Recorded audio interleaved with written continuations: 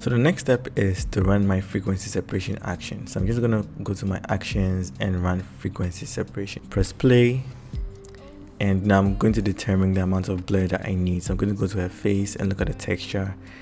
So somewhere around 3.5 or 4 will work in this case, and that's what I'm gonna go with. So I'm gonna press OK, and it's gonna do its own thing and now separate the layers into a high layer where the textures are and into a low layer where all the colors and tones reside.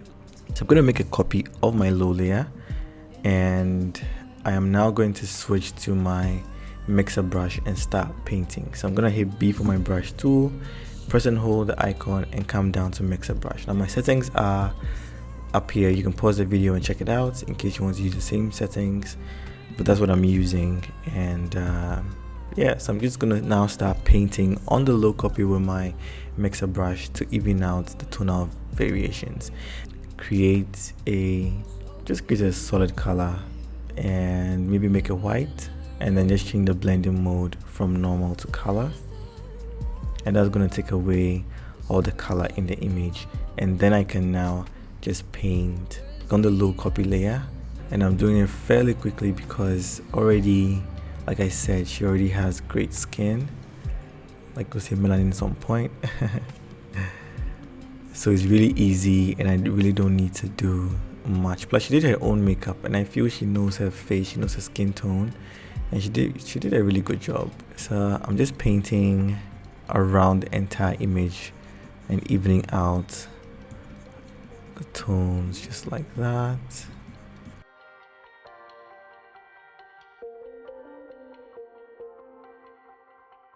So you'd see when I was on her face, I was painting in this direction, right? But when I go to her arm, I'm painting along the line of her arm. And that's because I'm not moving highlights into shadows. I'm not moving shadows into highlights. I'm respecting where they all are currently in the image, but I'm just smoothing the transitions in there. So that's all I'm doing. And I'm really doing it quite fast because, like I said, this is not really the main thing for me. This is just like a shortcut for my dodge and burn process. I don't really need to be perfect with my frequency separation. So something just like that. It's really working well for me. Everything really is coming together really nicely, and I love that. Here, you notice when I was on her arm and I painted into the highlights, I was dimming it down. Now to save a little bit of time from dodge and burn, I can also paint from the shadows into the highlights just to reduce it, because remember I mentioned it during the planning stage that I didn't want it to look like she was exerting so much pressure on her skin, and that's pretty much it for me inside of frequency separation. So if I unhide the black and white layer and zoom out a tiny bit, just do a little bit of before and after, you can see that we've made a lot of change, and this to me is a little bit too much, but I'm going to come down onto the general opacity of the frequency separation layer to about 48. Let's just say 40%. Do it before and after. So it's present but it's not strong. I think maybe let's do 60 before and after. I think I like the presence of 60. So what I'm going to do next is just zoom in a tiny bit more and create a blank layer on top of the frequency separation. And then what I want to do is just fix some of these little blemishes that are still present. So I'm going to hit S for my clone stamp tool and just make a small brush and then just paint over the areas that are bugging me at this point. I could do this inside the texture layer of the frequency separation process, and I think let me actually do that for you guys to see. So on the texture layer, I'm gonna hit Command J to make a duplicate of it, and I'm gonna press Alt and clip it down. Now it's looking worse, and that's because the blending mode is still set to linear light. So I'm gonna change that to normal, and now everything looks well balanced. And so when I press S for my clone stamp tool, this time I don't need it to be set to current and below. I need it to be set to just current layer, so it doesn't affect the layers below, so or sample from the layers below. So now I can just mess with the texture anyhow I want, and that's pretty much it.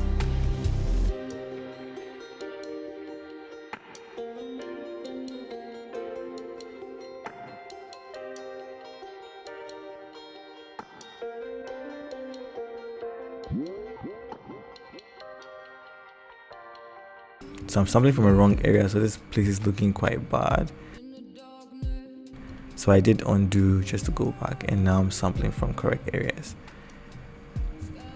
Just like that. Okay, so at this point I think it's really working well for me, so I'm just going to bring the opacity down to about 50% because I just don't want to get rid of all of the texture. Or 60. 60 seems to be the number working today. So now I think we've really done a good job with our frequency separation, so I'm going to move this into the group.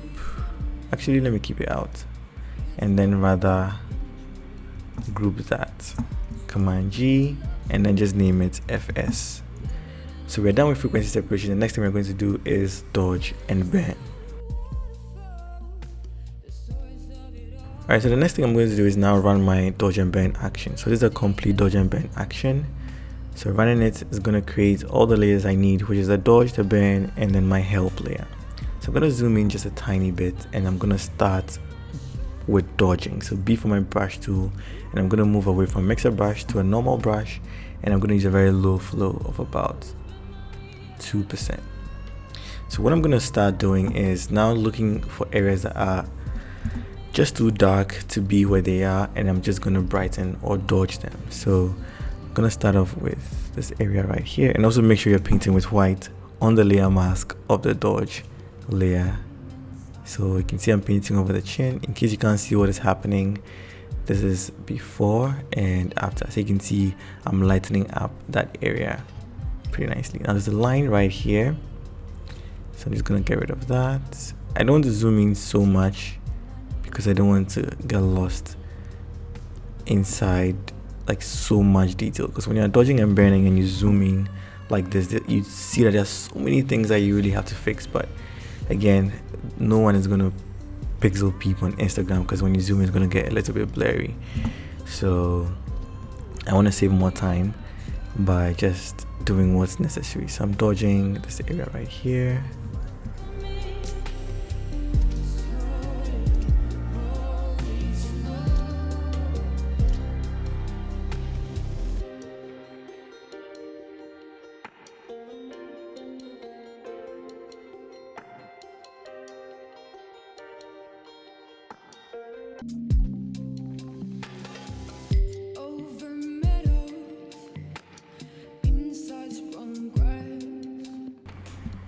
I'm going to zoom in a tiny bit because I want to pay more attention to this line right here, and that's the only reason why I'm zooming in. Afterwards I'm going to zoom back out. So that's basically because I wanted to be more precise with this area right here. So I'm still dodging just in case you can't see. There's a before and after. Hope you can see the change before, after. So we are just lifting up her face a little bit more and lifting up all the areas that are being dimmed down by a cast of dark shadow, right? I mean, shadows are dark, so bright shadow.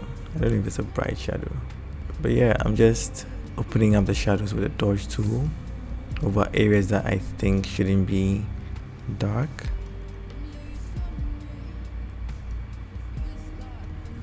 I'm going to switch off to burn, and now I'm just trying to darken these areas like that.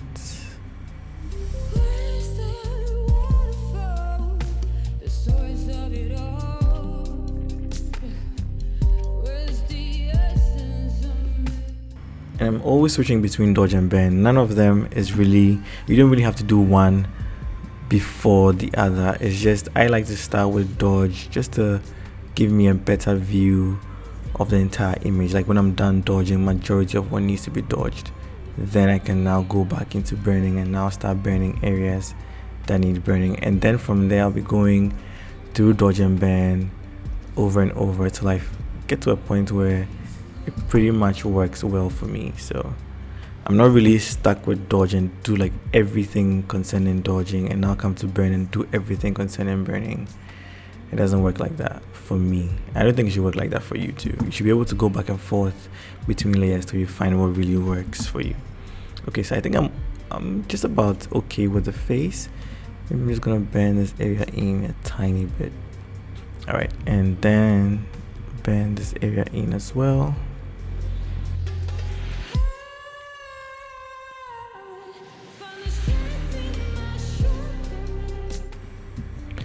Okay, so now I want to darken this area even more, so there's less focus over there. So I'm just trying to even it out with dodge and burn. Okay, and I'm gonna dodge this area where there's light. So this first dodge and burn step I'm doing is more corrective. So I'm correcting tonal transitions with this dodge and burn. I'm not adding shape or form yet. So I'm going to create another separate dodge and burn just to add shape to the image or enhance a shape. So here's just a quick before and after of the dodge and burn process. You can see this is where majority of the sculpting and shaping is happening at. So it's not really frequency separation for me. I do quite a bit of work inside dodge and burn, but I use frequency separation just to set the tone and ease it up for me a little bit. So when I'm doing dodge and burn, I don't spend so much time. Alright, I think this does it for me for the corrective dodge and burn. So I'm just going to run another dodge and burn action. So press play. And I don't need the black and white at this point. I'm just going to look at the overall image, look at where the brightest parts are or where the light is falling, and I'm just going to enhance that. So for that, I'm going to use like maybe 16% flow. And so I want to bring focus somewhere here.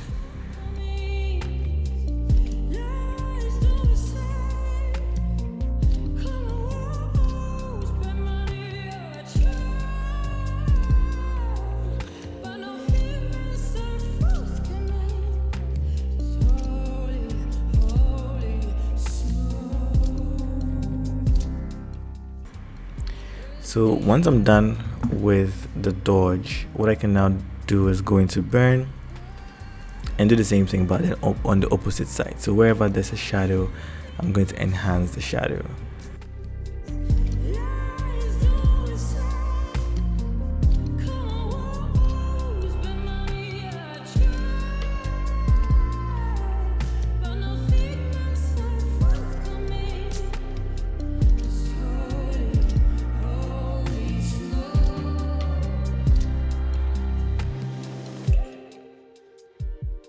So this is what's adding the depth and pop to the image, right? But it's too much. So now I'm just going to bring the overall opacity down to about 30%.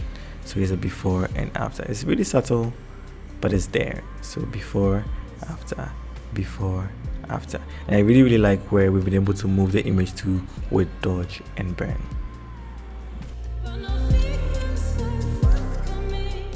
Alright, so now we're going to do the final steps and also color grade the image. So the few things I have left would be, like I mentioned earlier, copy the highlights or the catch lights in the eyes and then replace it with what's here. So I'm going to create a new blank layer, press S for my clone stamp tool because I really want to make an exact copy or a clone of what's in here. And then I can just paint it some sampling. And alright, so first of all, change the flow to 100% and make sure I set to current and below. So sample and paint. All I want is to blacken the eye, just like that. And now I can move this all the way to this area and rather create a mask on there, and with a black brush I'm gonna paint to hide, and with a 100% flow or like a strong enough flow, I'm just gonna paint it out of the areas where I don't need it. So here's a before and after. I think I missed this area.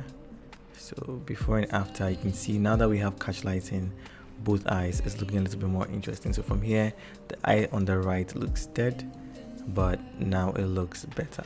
You can see we have catch lights in the eye and that looks good.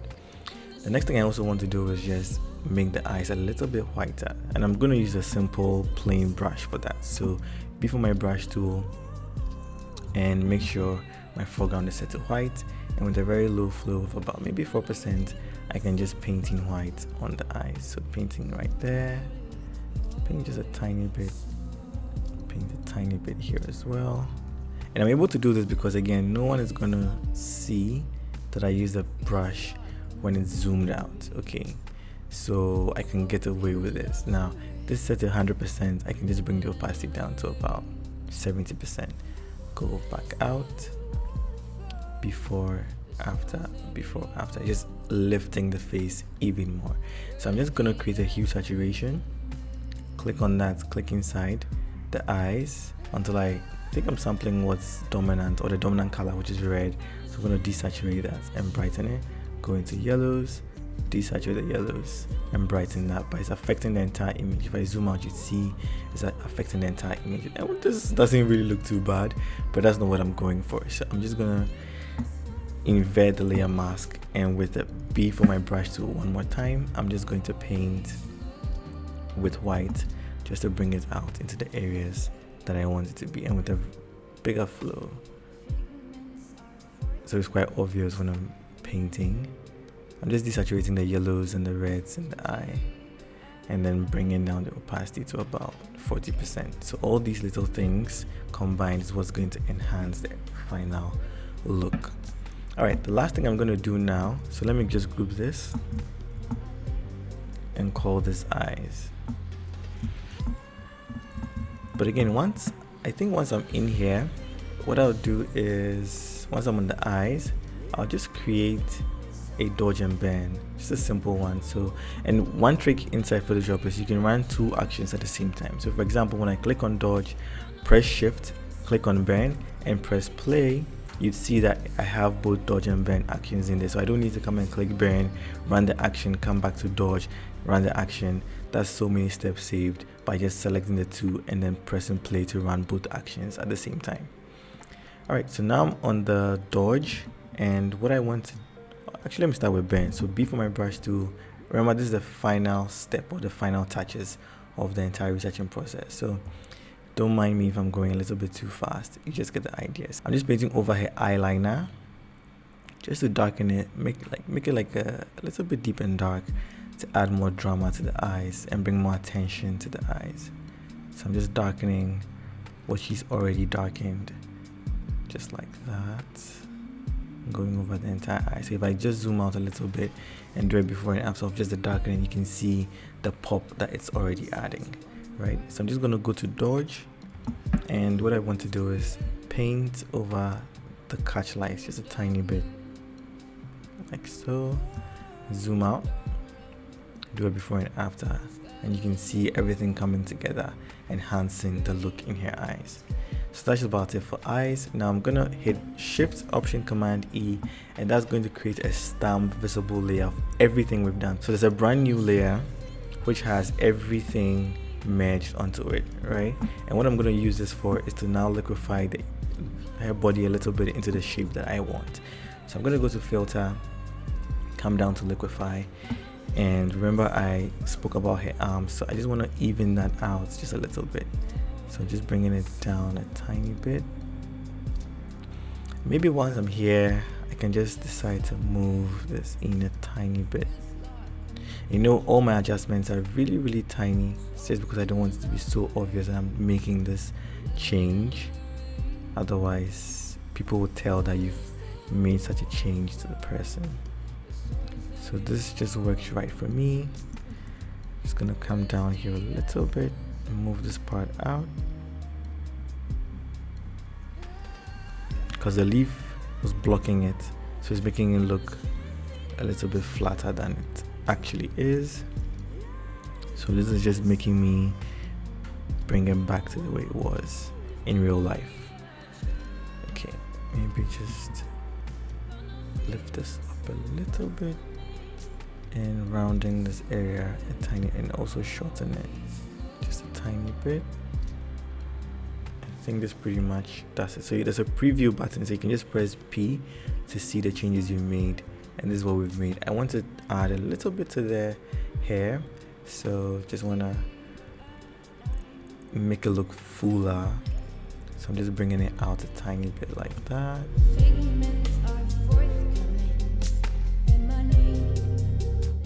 So it's always these little things that you can do to enhance your image.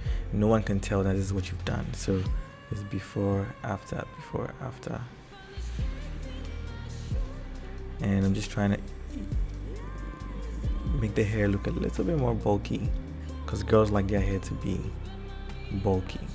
It looks healthier that way. Alright, So I'm just pushing these out.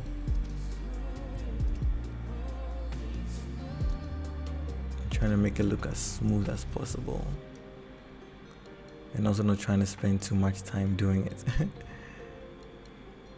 Yeah, so before, after, before, after. I think this part is just a little bit too much. I'm going to push it back in a tiny bit. Before, after, before, after, before, after. I really like what we've done with this. So just fix this area and push this in.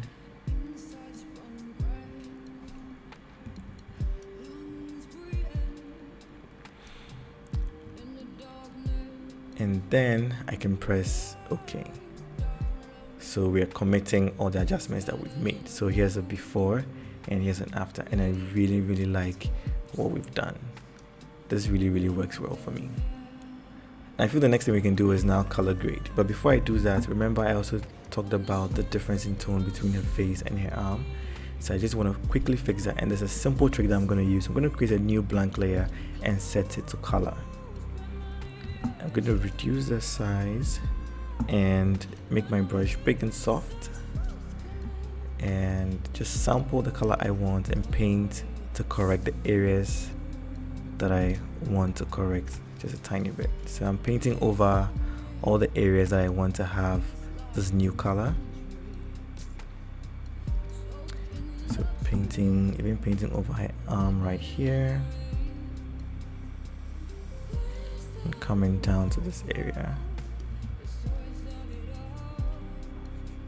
I'm not too bothered if it's not looking right. It's because I'm going to reduce opacity. I think it's affecting the green, so I don't want it here. So maybe just paint over here like that. Alright, so what I'm going to do is just reduce the opacity till everything just blends in a little bit more. So before, after, before, after. I really like where this is. And the final step is to color grade. So I'm going to create, first of all, I'm going to run my melanin action just to see where that puts me. And this really looks good, but this is like an obvious grade if you want to do like a melanin grade. So it's just too much. I'm just going to bring the opacity down because I want to add my own colors to it. So somewhere, so 100% is just too strong. So maybe 65. That works really well for me. And now I'm going to go into color balance. I'm going to go into, let me start with the midtones. I want to pull the greens out a tiny bit, add a bit of red and maybe a bit of yellow just to make it a little bit more golden. Then I'm going to go into the shadows and probably just cool it down in the shadows. So put some blues in the shadows and rather put some, I don't know if I should add cyan or red.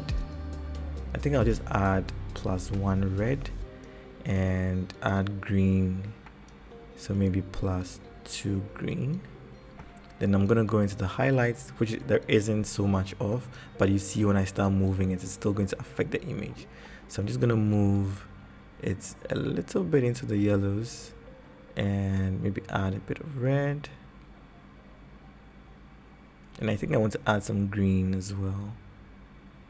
So here's a before and after, before and after. I kind of like the cool nature that the melanin action added. So now I'm just going to increase that a tiny bit. I'm going to create a curves adjustment and just increase the contrast. So I'm just darkening the shadows a little bit and then lifting up just like that, and then reducing the opacity a tiny bit to maybe like 50%. This is really looking rich and nice. I really like the color balance, but it looks like it's a tiny bit too strong, so maybe it's going to reduce the opacity as well to maybe 60%. I really like that. Now I want to draw attention to hair a little bit more, but before I do that, I want to finalize my crop. So I'm going to press C for crop tool, and I'm going to pick my 4:5 ratio. Now this is going to be the crop for Instagram, so I'm just going to OK this So press enter to confirm the crop, and now I can later on decide where I want her to be in the frame. So I'm just waiting for the crop to set in, and I'm gonna click everything, right, and hit Command T, and now I can adjust. So maybe I want her to be a little bit lower in the frame like that. Yeah, this really looks good. And I'm just gonna confirm and then group all these color balance and melanin layers and call it color grade. So if I do it before and after, you can see this is the before, the color grade. This is the after. It's a little bit moody, a little bit strong. I kind of like it, but I'm just going to bring the opacity of everything down to about 70%. And the next thing I'm going to do now, again, like I said, is draw focus on here. So I'm going to create a curves adjustment, and I'm going to brighten the highlight areas just a little bit like that. And I'm going to hit Command I to inverse it. Press G for my gradient tool and use the radial gradient and drag it from the face out. So we are more or less like relighting the image, but we are not really relighting. So we're using another dodge and burn trick. So we are dodging like the top part of the frame, and we're going to darken the other parts just to bring more emphasis to hair. So I'm going to create another curves, and for that I'm going to darken down like that. And again, I'm gonna hit G and also now use black and still the radial, and then drag it out of the face, but I'm gonna make it a little bit bigger. So before, you can see without the vignette, and after with the vignette plus what I did. So if I group that also and call it lighting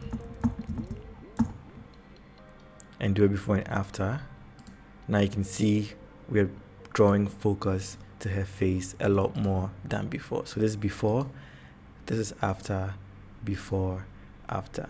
I think the lighting on here is a tad bit too strong, so I'm going to bring the opacity down to about 70% and do the same with the shadow. Just bring it down to about 80%, and before, after. So it's there, but it's not as prominent. So my final step now would just be to run a noise action. So I'm just going to put noise over the entire image.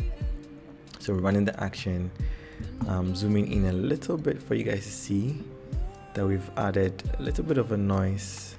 So before the noise, after the noise, I really like it. And I'm just going to reduce the opacity of the noise layer just a tiny bit. And this is it. So I really love the final image, and do tell me what you think. Let me just go straight to the before. So I'm going to group all of this and show you. So this is before, all the editing that we've done, and this is after. Do tell me what you think about the image. Do tell me what you think about my editing process. If you learned something new, do let me know in the comments down below. If you're new and you haven't subscribed to my channel, please subscribe to my channel. I have a lot more content coming. Tell me what you think about this Watch Me Edit series. Do you really love it? Do you want me to do more of them?